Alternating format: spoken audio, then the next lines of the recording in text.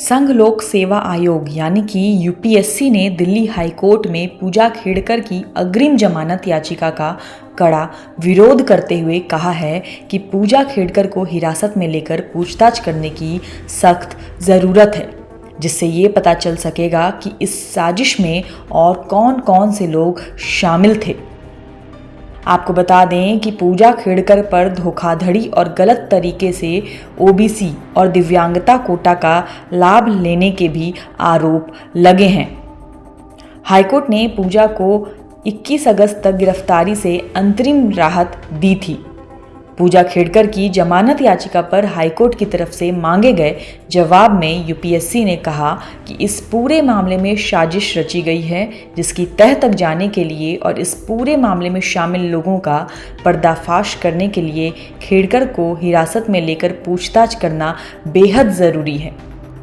UPSC ने यह भी कहा है कि इस मामले में जांच का तरीका सिर्फ कागजी दस्तावेजों पर ही डिपेंड नहीं कर सकता। अगर उन्हें अग्रिम जमानत दे दी जाती है तो जांच में बाधा आएगी, जांच सही तरीके से नहीं हो पाएगी। ये धोखाधड़ी एक निश्चित समय सीमा में फुल प्रूफ प्लानिंग के तहत की गई है, जिससे एक बात तो बिल्कुल साफ है कि इसमें और भी कई लोग शामिल हैं। इन लोगों की पहचान पूजा खेड़कर को हिरासत में लेकर उससे सख्ती से पूछताछ के बाद ही सामने आ सकती है। यूपीएससी ने अदालत से मांग की है कि पूजा खेड़कर की याचिका खारिज कर दी जानी चाहिए। आपको बता दें कि खेड़कर को अदालत ने अंतरिम राहत देते हुए किसी भी कार्रवाई पर रोक लगा दी थी। आपको ये भी बता दें कि यूपीएससी ने पूजा खेड़कर की उम्मीदवारी रद्द कर दी है और उन्हें भविष्य में किसी परीक्षा में शामिल होने से भी रोक दिया गया है। खेड़कर पर गलत बयानी के जरिए अधिकारियों को गुमराह करने के भी आरोप हैं। आयोग ने चिंता जताते हुए कहा है कि पूजा की विकलांगता से संबंधित मेडिकल रिपोर्ट के साथ भी छेड़छाड़ हुई है, जिसके लिए जांच अधिकारियों द्वारा बड़े स्तर पर जांच की जरूरत है।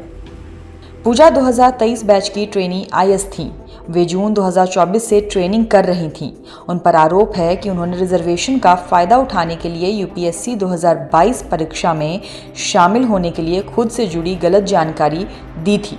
पूजा पर उनकी उम्र, माता पिता की गलत जानकारी, पहचान बदलकर तय सीमा से ज़्यादा बार सिविल सर्विसेज का एग्ज़ाम देने के आरोप लगे हैं।